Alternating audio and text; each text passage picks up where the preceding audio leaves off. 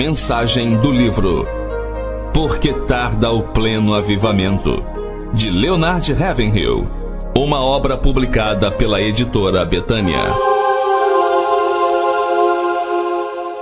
Capítulo 18. Uma oração com a dimensão de Deus. Os profetas do passado, homens totalmente guiados por Deus, tinham plena consciência da grandeza de sua missão e de como ela era impopular. E muitos deles, sentindo-lhe o peso, procuraram fugir a ela, alegando limitações pessoais. Moisés, por exemplo, tentou evitar aquele compromisso de que dependeria o futuro de toda a nação, argumentando que era gago ou não sabia falar.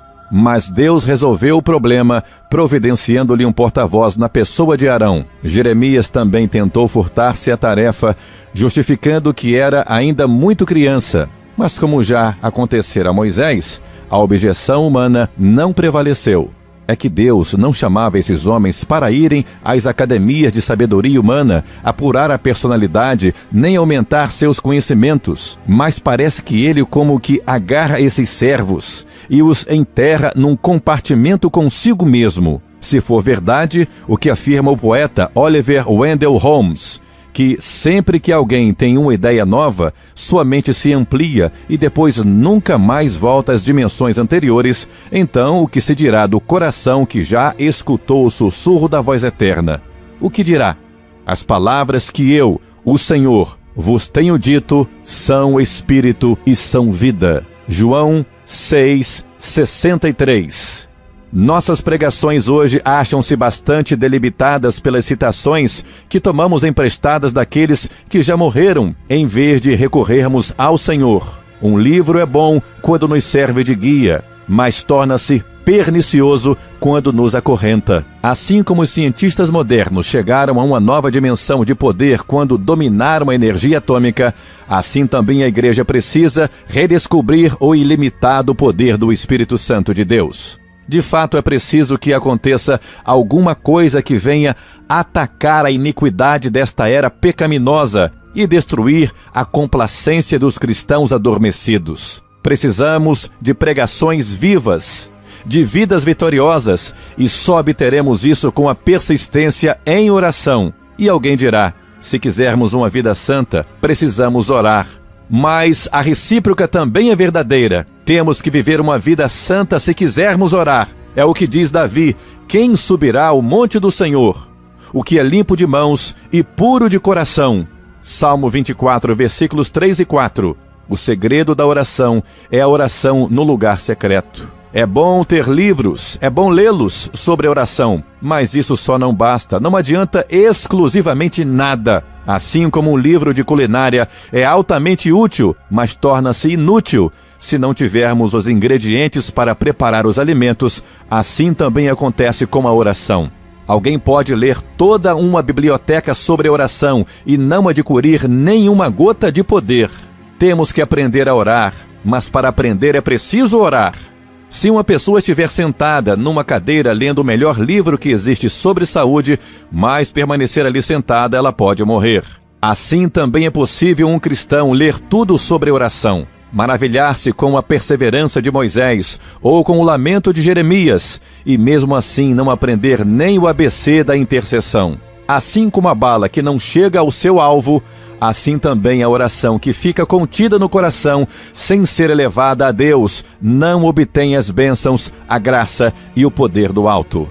O filósofo francês Fenelon disse: em nome de Deus vos rogo, alimentai vossa alma com orações, assim como alimentais vosso corpo com as refeições. E Harry Martin comentou assim: atribuo minha atual condição de debilidade espiritual ao fato de não ter tempo suficiente para o meu momento devocional particular.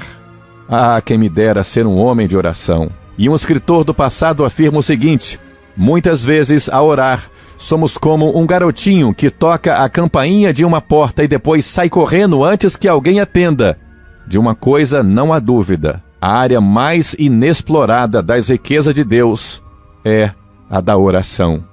Quem sabe calcular a dimensão do poder de Deus? O homem é capaz de calcular o peso do mundo, sabe dizer o tamanho da cidade celestial, contar quantas estrelas há no céu, medir a velocidade da luz, sabe informar a hora exata do nascer e do pôr do sol, mas não sabe avaliar o poder da oração.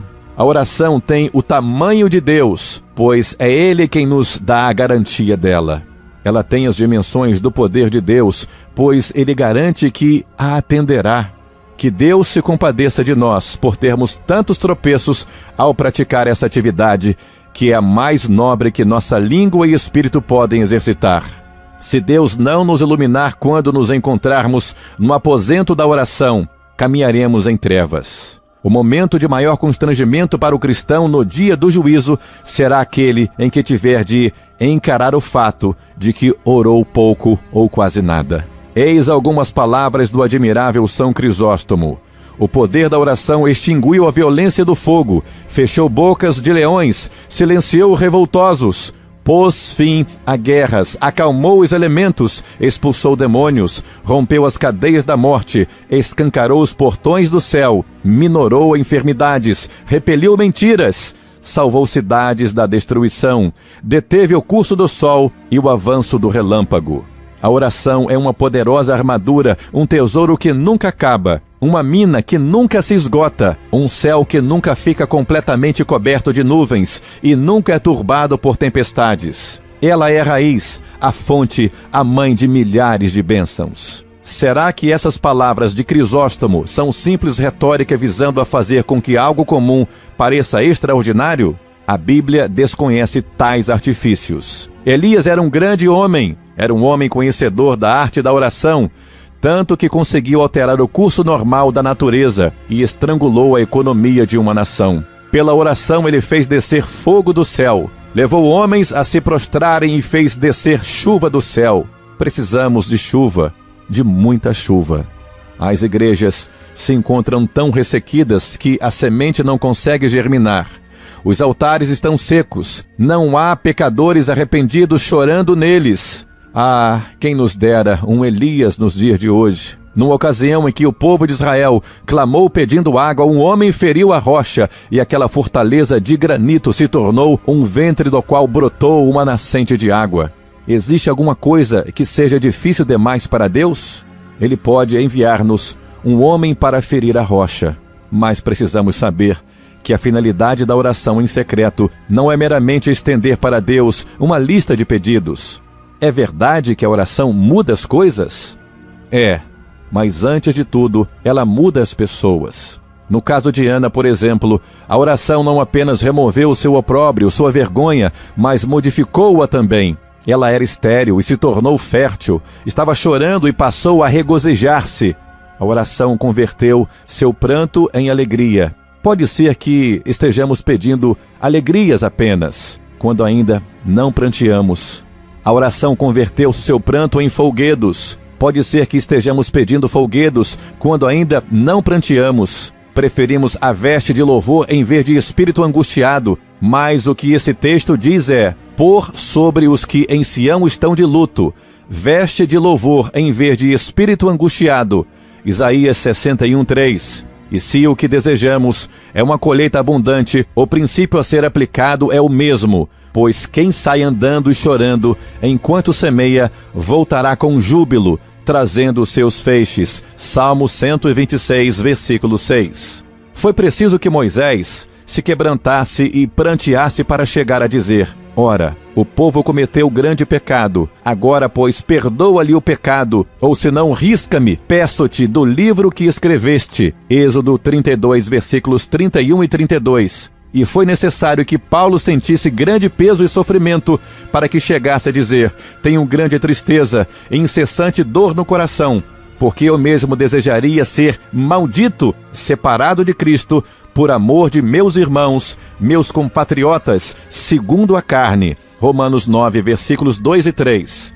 Se João Knox tivesse orado assim: Senhor, dá-me sucesso na vida, ninguém nunca teria ouvido falar dele. Mas a oração que fez não tinha nada de egocêntrica. Dizia ele: Senhor, dá-me a Escócia, senão eu morrerei. Se David Livingstone tivesse pedido a Deus a possibilidade de desbravar toda a África para demonstrar seu espírito indômito e sua habilidade, suas palavras teriam sido levadas pelo vento. Mas sua oração foi: Senhor, quando irá cicatrizar-se a chaga do pecado deste mundo? Ele viveu orando e morreu da mesma forma, de joelhos em oração. Para fazer frente a esta geração ávida pelo pecado, pela carnalidade, só uma igreja ávida pela oração e santificação e o poder de Deus. Precisamos voltar a nos apropriar das suas preciosas e muito grandes promessas. Naquele grande dia, o fogo do juízo vai provar é a qualidade e não a extensão da obra que realizamos. A que for gerada em oração resistirá ao teste. É pela oração que conseguimos de fato chegar a Deus. Ela desperta em nós fome de ganhar almas, e a fome de ganhar almas nos leva à oração e temor a Deus e obediência a Deus. O cristão que tem a visão espiritual ora, e o que ora obtém visão espiritual. Aquele que ora consciente de sua própria fraqueza recebe a força e o poder do Senhor. Possamos nós ser capazes de orar como Elias, que era sujeito aos mesmos sentimentos que nós. Senhor, leva-nos a orar para a tua glória e para o teu louvor, e que assim esta geração seja agraciada com a tua misericórdia, em nome de Jesus. Mensagem do livro Por que tarda o pleno avivamento, de Leonard Ravenhill, uma obra publicada pela editora Betânia.